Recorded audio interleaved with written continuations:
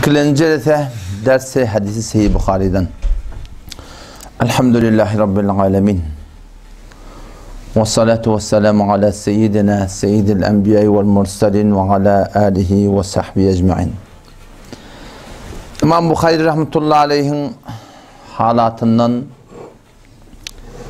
geçen haftede bir sürü dağıtları arada aydıştık, muzakere ettik. İmam Bukhari rahmetullahi aleyhin ulukon bir muvaffakiyetine sebep olmaklıq nem oldu şun hanavadasının qavlığı. Dedehinin adı nem oldu? İsmail oldu. İsmail rahmetullahi aleyh o da bir alim adammıştık. İmam Malik rahmetullahi aleyhin dağı şagirdlerininmiştik. Ölce kultuqa ulukon bir iddia edip aydan kefi nem oldu? Men malımda şübheli mal yok deydi şu. Haram ki dursun hi. Şun Peygamberimiz el halalu beyin vel haramu beyin, halal belli cedat, haram da belli cedat ve beynehuma muteşabihat. Şu arada müştebihat mengdeş zatla var deyiptir biliyor musun? Arada mengdeş zatla var deyiptir. Şundan kaçın deyiptir. İmam Bukhari rahmetullahi diyadeti şu ölmeden önce katı da baymıştık. Dani ediptir, şikefa ediptir ki men malımda müştebih mal yok. Şübheli mal men malımda yok diye aytdı. O zaman şol bilen şunkun öz oğlun şonmunun qavvolmaqlığını diyet.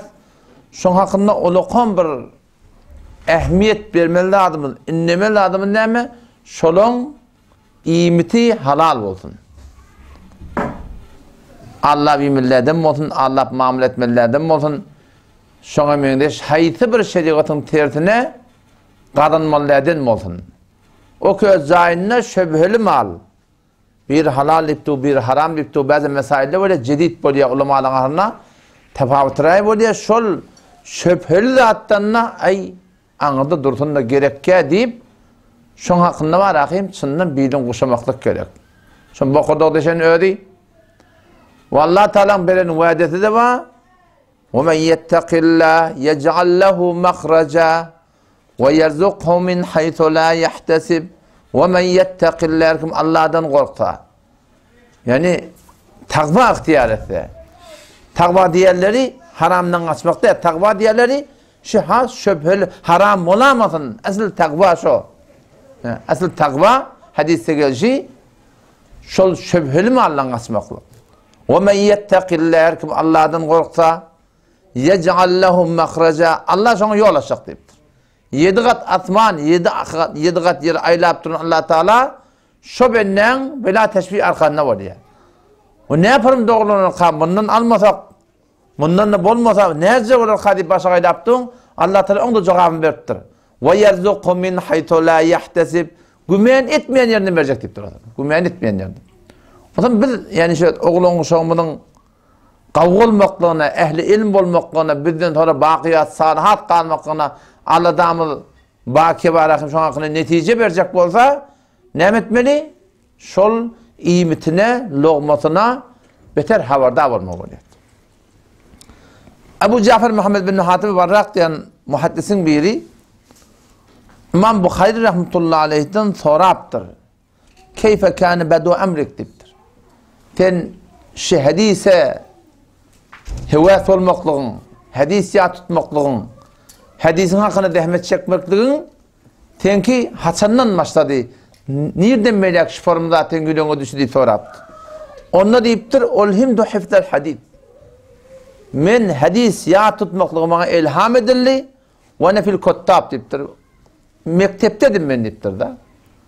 Yani oğlancıkka Allah tebarek ve teala şoň yüreğine hadis ya tutmaklık, hadisin uğruna gelmekliği Allah ta şoň yüreğine sattı.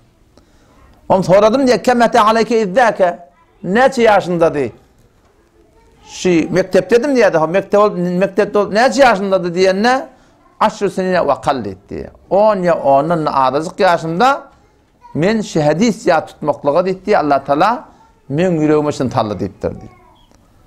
Şu benim oğlunun zihin olmaklığına ne sebep? Şu yankı atasının idiren halal mali. Ve kâne ebuhuma salihâ ile Kur'an'na. Ha ki Hazreti Hızır Aleyhisselam'ın dastanında var akıyım. Hızır Aleyhisselam'ın ol yanındaki başka bir peygamber bilen biletti gitti başta Musa Aleyhisselam'ın yanındaki Yuşa ben Nun biletti gitti Hazreti Hızır Aleyhisselam'ın yanına o vakıya oluyor. Gen işaretçi Hazreti Hızır Aleyhisselam ahirde şu birine oluyor şu bir divarı yıkılıp var yani divar dikiltiyorlar. Neme var ahirde belli oluyor ki şun aşağına bir genç batılık koyuluptur. Kiminki bir adam oğlan süreyim ve kâne ebuhuma saliha diye. Şolun atalar diye yaxşı adamdı diye de. Şu atağın yaxşı olmaklığının sebebini Allah Teala şun iyilinden yani Hızır Aleyhisselam adamları memur et diye keten şun malı ne emesin biliyor musun? Zayi bulamasın. O zaman 11 yaşında bir ulukon muhaddisin biri var. Allame Dâhili rahmetullahi aleyhin kilasında İmam Bukhari rahmetullahi aleyhi oturun. Allame Dâhili rahmetullahi aleyhi hadise senet deyip bir dabba.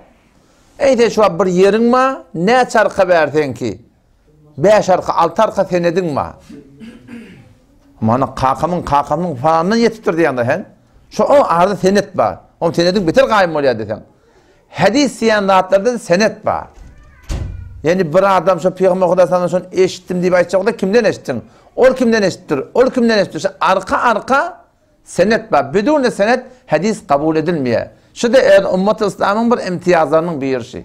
Senet baştaki ümmetlarda da atlarda yok. Şu taydan Tevrat'ı hepsi taklap başarmayaptırlar. İncil'i hepsi taklap başarmayaptırlar. Senet el-isnadu mined-din. Şu senet bilen keplemeklik şu dinin şey. İbn Sina rahmetullahi aleyh ne diyor? "Velevlel isnadu" eğer isnad olmasa, her kim halan kefin aytacak olsa Kur'an'ın hadisen isim vardı şahsiyeti onu halan adam halan kevin aydar deyiptir. Şu zadike şu hukum bilin Türkmen idin arasında edipti olur biliyor musun?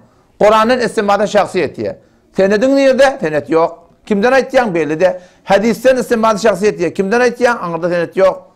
El-isnadu mined-din ve levlel isnadu İbn Sina rahmetullahi eğer isnad olmasa, senet olmasa her kim halan kevin aydar deyiptir. Şu zadike şu hukum bilin aramında görünüyor. O zaman şu isnad dininden olsa dini doğru düşünecek olan dini çından aydılıyana dinden mi ya dininden neyle bilecek olan el-isnadu mined-din senet bilen aydılmalı. Senedimiz bizim neyme?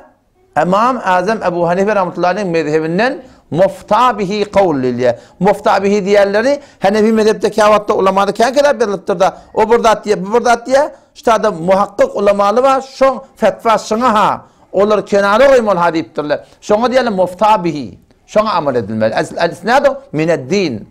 Şu tarzın bedun senet hatta ihtilafatın için ol. Abayda İslam'da var ahim senet sorulmuştuk. Peygamber etti bes. Peygamber etti bes. Keplemerlemişti. Ama sonra Havariz ortaya geliptir. Mu'tezile ortaya geliptir. Cehmiye ortaya geliptir. Yok adamlar Kur'an hadis deyip ortaya geliptirler. Ödeyanın öyle bırakla düdüp ehl-i sünnetin tersine sahabenin tersine, tabi'in tersine, şondan sonra tabi'inle nemet diyenle mınnan melek diye senetli bir kep kabul etmeye deyiptirler. Şondan beri senet bilen aydıptır. Şun konu eğer bir diyanatımızda sadece etmem ağırlanmayacak olsak, şun her vakit her zamanında diyanatın adı bilen ağırlanan adamlar boluptur. Diyanatın adı bilen ağırlanan adamlar boluptur. O Kur'an'ın sırahaten gidiyor mesela. Kur'an'ın lafzı ve hum ya'lemûn'u sersettiğiniz ve yekulûne huve min indillah diye Yahudun ulemaları öğlerinden burada düdüp ve yekulûne huve min indillah Allah'ın aydını. Allah Teala diye ve ma huve min indillah. Allah'ın tarafından ne diye. Yelvûne elsinetehum bil kitab. Dillerini bir formuna kepleyerler ha. Ki adamla ne emetin Tevrat'tan etiyen mi kadidin? Litehsebuhu minel kitab. Ta adamla gümen etici kitaptan etiyen mi kadib? Allah Teala diye. Ve ma huve minel kitab diye. Kitaptan ne o diye. Öğd nefsinden ayıptı diye. Oğlum şu dağdan isnat beter muhim da dinle. Şun konu şeyle. Bir de şu mesaile ihtilafi demek hayplara, ihtilafi de ki şu mesaile ki Türk mezhebinde hakkı batılın ortasına vuruşuluptu. Doğru eğirde halal, haram, bedgot, sünnet deyilip duraqı. Şıratın hakkında her kim olsun takdir, Hanefi mezhepten aytyan adına bir de delil verdi. Senet olmasa kep kabul edilmeli yani. Her kim olsun. Her birine kebesine torulup durana şu aradaki birisi gurunu çıptıra, şunun hakkında Hanefi mezhepten delil bana verdi sorulmalı. Hatmi sorulmalı. Yoksa onam yok yani. Onun için İmam Bukhari rahmetullahi aleyh yani ustadının yani oti dersinde falanca adam da otuyda bir nefer, 100 nefer, 200 nefer de falanca ming nefer adam oti kelasa. Şunu ustadı hadis okuyor. An Ebi Zübeyri, an İbrahim'e, an falan diyene İmam Bukhari parmak kaldırıyor. Ustad diye senedin yanlış diye. O nezre diye yanlış diye. Ama yine yamaçlardan yine şu senedi okuyor. An Ebi Zübeyri, an İbrahim'e, an falan ustad yanlış. Onu nezre doğru diye. Onu doğrusu diye. An Ebi Zübeyri, an Addin, an İbrahim'e diye. Aham bir formu diye. Ustad diye tenniye şu yaddaştan gözde diye. Defterde olsun ustadlar senet alanına başlar ustaddan yadiyalı da te şu yaddaştan gözde diye şu yaddaştan gözden diye ben aytayım yanlış mı ya doğru belli olur diye. Sonra gidip yaddaştan gözde yaptır. Orta diye şu şagirdin aytayan doğru diye. 11 yaşındaki oğlun öz ustadından şu istibatını attı. Şimdi o lokon bir gen almalı ustadı ne mi biliyor musun? Gen almalı şu zamanın muhlis muhaddisleri acayip bir ahlak varmış şolarda ki şol yımrık yalı olan neçe min nefer şagirdin içinde şondan iradalarına kuyutur köplemeni falan deymeyaptır şona. Nezire deyiptir, onu ustad şeyde şu diye. O şagird ne kadar muhaddep biliyor musun? Ki ustad diye yadıqlayın özağa diye. Yani o da hem bir edeb rahat et diye hem ol önüne ihlas koku diye. Gidip de şu torotuna barıp göz diye orta şona yan doğulmuştu. Yani çından bolmalı ahlak şeydi. Bolmalı ahlak. Resulullah sallallahu aleyhi ve sellem o hakkında geliyor da yani o da şu İslami ki İslam olup bir de geliptir, dini ki din olup geliptir. Bar 1400 yılda geliptir. Sahabalar tabi'in tabi'in kullu dünyanın az vakti alıp dururlar. Yani şöyle hemen türlü sırallah bir göründe. Şolarda çından sıfat-ı insani çından bir kavluklar varmışık şolarda. Ki Resulullah sallallahu aleyhi ve sellemin terbiyetinin bereketine şöyle terbiyet taftırlı yani. Çünkü Peygamberden öyle görüptürler biliyor musun? Çünkü adam görmek bilen öğreniyor da, kitap bilen adam kamil olmuyor. Görmek bilen kamil oluyor. Resulullah sallallahu aleyhi ve sellem yankı Cengi Bedir'e karşıyın kaydanına o zaman sahabeler geliyorlar kafile Ebu Sufyan'ın önüne geçecekler. Ondan sonra geliyerken Peygamber bir yerde ştada düşün gitti. Ne ama kuyuva, suva ştada gitti, düşöydü. Ondan sonra düşürüp başlarlar şu bir sahabe var Hubab ibn Mundir diyorlar adına. Ensarilerden miştik. Onu ya Resulallah deyiptir. Ama Ebu Vahyin fealte vira'in diye. Ya Resulallah deyip ştada düşmekliğin Allah Teala'nın aydanı mı? Ya deyip öğ nezerim deyiptir. Çünkü Allah Teala aydan olsa keplep olmuyor biliyor musun? Allah Teala aydan olsa burada diye böyle alemi gaybden teyit oluyor da. Ne mi diyorlar adına? Metafizik diyorlar biliyor musun? Başka bir, o bir alemden gelen dağıt olsa Huday taraftan burada keplenme olsa biz aklımız, fikrimiz duruyor, keplemeyesiz o tada. Keplemelerden öyle. Huday taraftan, Peygamber taraftan burada gelen olsa biz o tada aklımız çatmıyor da biz keplemeklik hakkımız yok. Çünkü Huday taraftan yaptır da. Sahabe şunu düşünüyor sonra ki eğer Huday taraftan gelen gururun şu olsa onunla keplemelerden ya Resulullah Ebu Vahyin fealte ev bira'in diye. Ya Resulullah şunu öz ra'yini ettin mi? Ya Allah Teala'nın aydan mı deyiptir? Onu yok Peygamber deyiptir, bira'i deyiptir. Öz ra'yime öyle deyiptir. Onu ne? Onu ya Resulullah deyiptir yani Hubab ibn Mundir diye şeyle inerek kim bula kuyu deyiptir. Meydancı yani mahalle Bedir'de Bedir bir cayın adı da yani bir çayın adı şöyle konuşan mahalle var akım meydanı Bedir ya bir mahalle adı. O zaman sonra ya Resulullah deyiptir. Bundan başında 3 tane kuyu var deyiptir. Bundan başka 3 tane kuyu var deyiptir. Buna tuvar deyiptir. Ama falan kuyun tuğken deyiptir. Ahırlık kuyun tuğken deyiptir. Biz bundan kalmaylı. Bunun da üstüne şaka bilen ama örtüylü. Ol ahırlık kuyu yaparaylı. Su eğleneyli. Su bizimki olsun. Çünkü kadar vuruşmalarına meydan cennet en kolay kandat ne mi? Su. Mal kadar su gerek. Adam kadar su gerek. O tarafında su olmasa Allah'ın kıyınçılığı düşüyor. Meydanına sen üstün çıkmakla sebep oluyor. Ya Resulallah şöyle mi hava? Onu boluyor dedi. Peygamber Kudüs'em aytti de laqad aşarte bir ra'i dedi.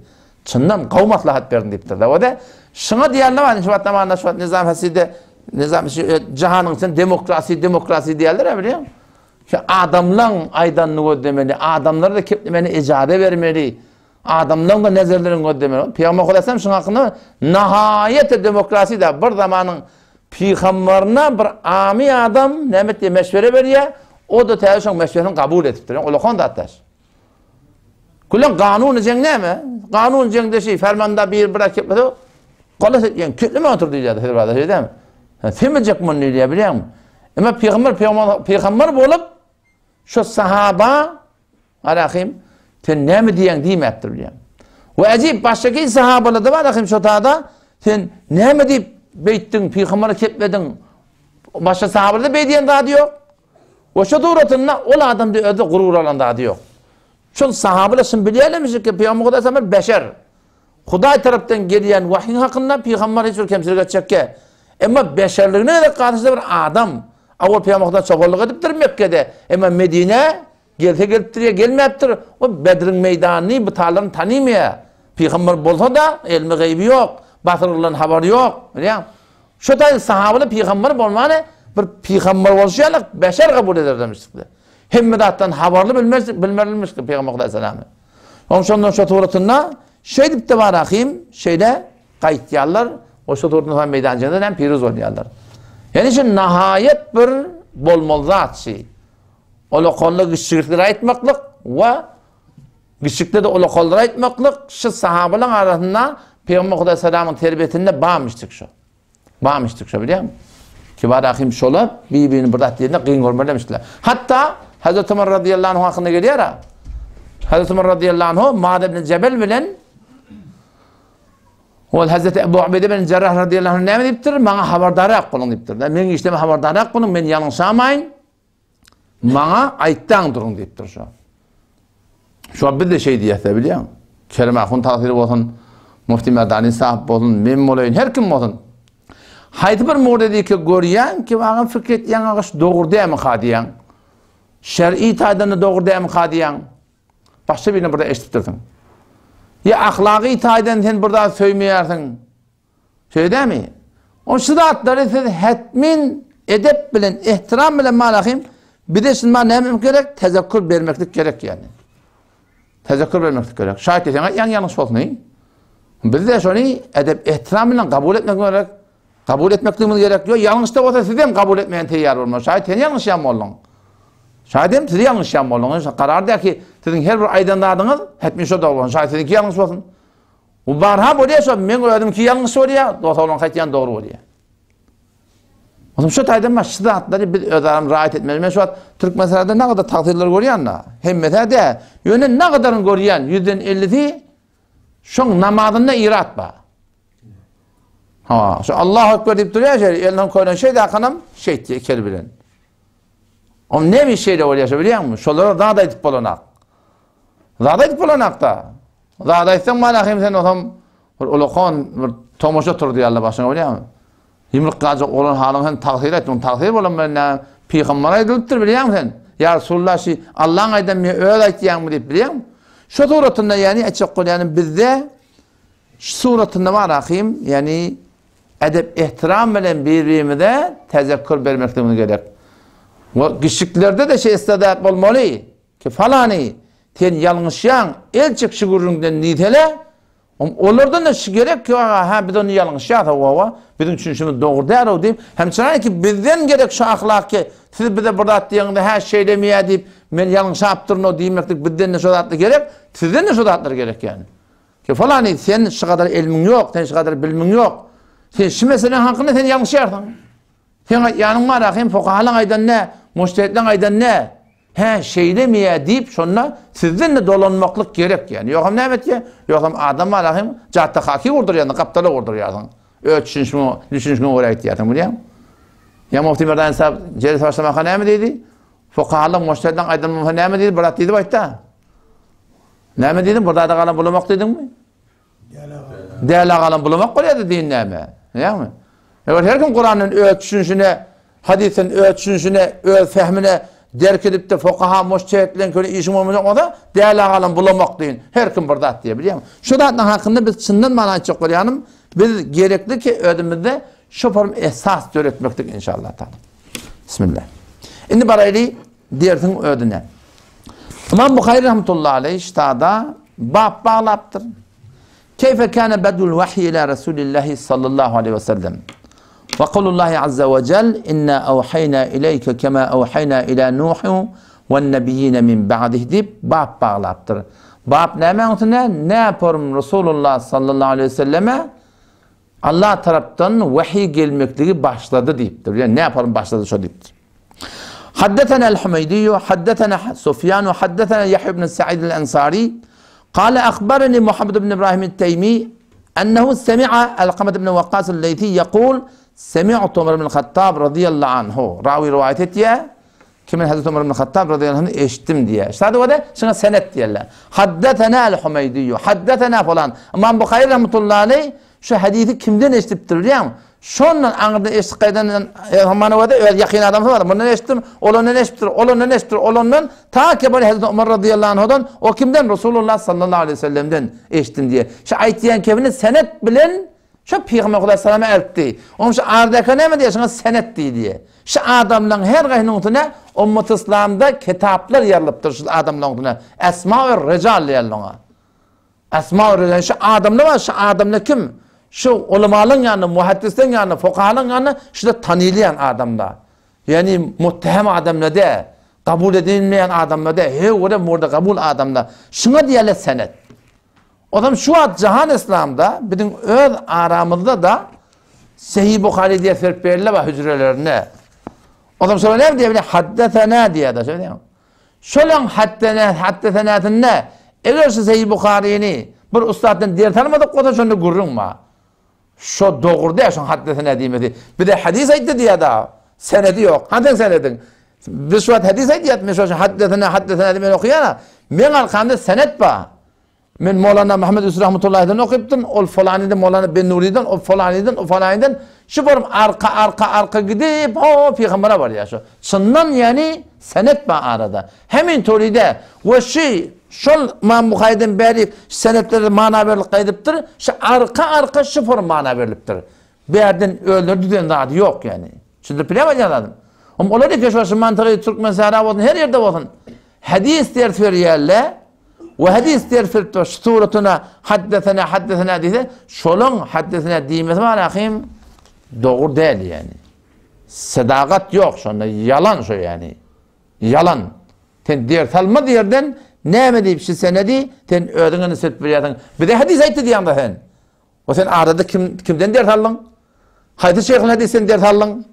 Sen arkan kim biliyor musun? O zaman şu arka olmanın ne var ya? Ha ki İbn-i Sina rahmetullahi aleyhi kefa el-isnadu mined-din. Senet bana kim? Dinden yani. وَلَوْ لَلْاِسْنَادُ لَقَالَ مَنْ شَاءَ مَا شَاءَ Halan adam halan kefine eder diye. Şun kun şu suretini bizim Türkmen Selam'ında Sahih Bukhari'den ders veren kişi olup halbuki ustadın ders alanları yok. Şunun üstünden gelip ne mi diye taravı diye 8 rekat diye. Halbuki İmam Bukhari Ramazan'ın öğreti tamam muhaddisler, fukahalar, müştehidlerin hemmeti taravanı 20 rekat okuyuptur. Ama bu İmam Bukhari'nin kitabından gelip ne mi deyip 8 rekat diye biliyor musun? Ne mi deyip şu galat fikriye düşüptür. Çünkü öyle düşünüşüne dayanıyor. Şu taydan haberdar olmalı. Yani kimden dert alıyorsun? Kime arkan verip dersin biliyor musun? O size şunu bilin, o da şu an hamana Mufti Merdani'nin ya hafızı yolmak yine şunu aktıdır. Siz şu arada biraz tahkik edip derdiniz. O siz şu neticeye yettirdiniz ki şula Hanefi mezhepten ait ya. Biz şundan şimşire itimat ettiğiniz yanında şey değil mi? Siz kimin muhaddis tanıyanlar ki, mümkün fakih der ki, mümkün müfessir der ki şey değil mi? Ya Mufti Merdani böyle de. Siz şu arada kurumları derine attırdın, kulak attırdın, onu kulak attırdın, bunu kulak attırdın. Ahir şu neticeye yettirdin ki ha, şılan aytiyan kefi Hanefi mezhepine cur geliyor. Şundan başa da atmayın. Şu taydan itimat yettirdi ara şey değil mi? Şu taydan itimat yettirdi. O zaman şu taydan siz de bizim ýerinde şoňdak, biz de öz ýerimizde de, biz de Hanefi mezhebiň ýerinde her wagt her zaman geljekde haýda bir muret peş gelip biz Hanefi mezhepden çyksak, sizde bizim arkamız boşaltma bolýar yani. Açık görün dost mamullar her kim bir daha çukura girecek de şeyden şu tane şu haberdar olmalı. Hazreti Ömer radıyallahu anh hem diye semi'tu Resulullah sallallahu aleyhi ve sellem min Resulullah sallallahu aleyhi ve sellem eşittim yekulu ayet yadi innemel a'malu bin niyat amallar niyete var diye. Yani her bir adam her bir amel ettiye Allah Teala şun niyetine var şol adamla muamele ettiye. Men diğer fervatin men niyetim näme? Hücri yerde oti niyeti näme? Garibat hada haberiye niyeti näme? Haca gittiye niyeti näme? Umra gittiye niyeti näme? Yetim odiye niyeti näme? Davet beriye niyeti näme? Tebliğ ettiye niyeti näme? Kitap yediye niyeti näme? Hemme adamında Allah tebarek ve taala şu amalyna göre innemel a'malu bin niyat amalın sogavi padaşy näme göre niyetlere göre diye. Niyetlerine haberdar olmalı. O peygamber kimin idiname o innemel limrin ma nawa her bir adama şey eden niyetine var edip. Femen kânet hicretuhu ila dunya. Hadisin sebebi vurudu var. Hadisin ayat-ı Kur'an'ın sebebi nuzul var. Şu Kur'an'ın şu ayeti ne için iniptir? Sebebi nuzul diye. Hadis olanına sebebi vurud diye. Ne mi deyip peygamber şikayet ediptir? Ne kadar ileride hemin toli peygamber ediptir? Ne kadar ileride şu hadis düşünmekle bir vakıa peş geliyor. Şu vakıanın aydında şu hadis kavuşsunuluyor. O vaga ne muttur? Mekke'den bir Medine bir denananı men alacak deyip kayıtıya. Şey mi? Hicret ediptir Mekke'den Medine. Allah Resulü ve dine kömekçi olacak, şeriata kömekçi olacak, iman getirecek. Bu gurrunla kaptanına asıl bir heleyden şey mi kayıtıptır diye. Şununla Peygamberimiz ayıptır. Femen kânet hicretu ila dunya. İmam Buhari rahmetullahi bir tane hadisi biraz bir başka böyle var, başka hadislerde geliptir. On tane nakletmektir. Femen kâne hicretu ilallahi ve rasulihi. Her kim Allah bilen peygamberden yana hicret etti. Fe hicretu ilallahi ve rasulihi. Feton şun hicreti neymiş? Niyet şamış da Allah bilen peygamberden yana Allah Teala şunu mücahitlerin arasında, muhacirlerin arasında yazacak. Ama yok. Femen kâne hicretu ila dunya. Her kim maksadı dünya olsa böyle gidiptir, göçüptir, barıptır. Yani ne yapayım? Dünyadan çiğim böyle. Yusibuha. Şu dünya yetişecek barıp. Ev ila imraatin yankihuha.